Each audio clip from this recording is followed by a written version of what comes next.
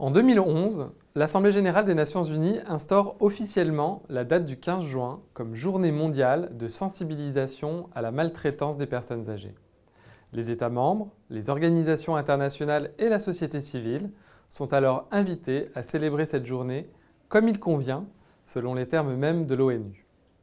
En ce 15 juin 2023, alors que les États généraux des maltraitances lancés le 6 mars arrivent à leur phase conclusive, je veux faire honneur à cet engagement. Vous avez été très nombreux à participer à cette démarche et je vous en remercie. Je recevrai le 6 septembre prochain toutes les propositions qui nourriront une stratégie de lutte contre les maltraitances envers les adultes vulnérables. Mais dès aujourd'hui, je veux établir une priorité, celle de la lutte contre l'agisme. L'agisme, ce sont des stéréotypes et des préjugés que nous avons sur certaines personnes en fonction de leur âge, qui peuvent se traduire concrètement par des comportements discriminatoires. Remarques déplaisantes, infantilisation, négation des désirs et des besoins, licenciement.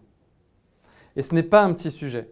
À l'échelle mondiale, 1 personne sur 2 fait preuve d'agisme à l'égard des personnes âgées. Et en Europe, 1 personne sur 3 déclare en avoir été la cible. Ce n'est pas un petit sujet, car l'OMS l'a montré.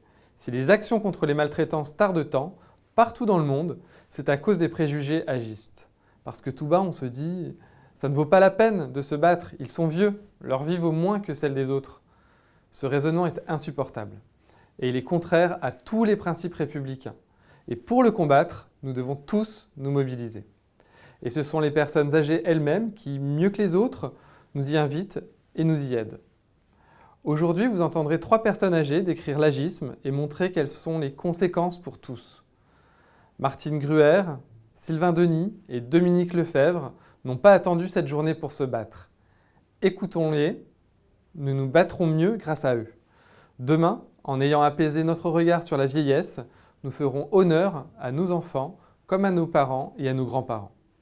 Nous construirons une société du bien vieillir mieux armée contre les maltraitances.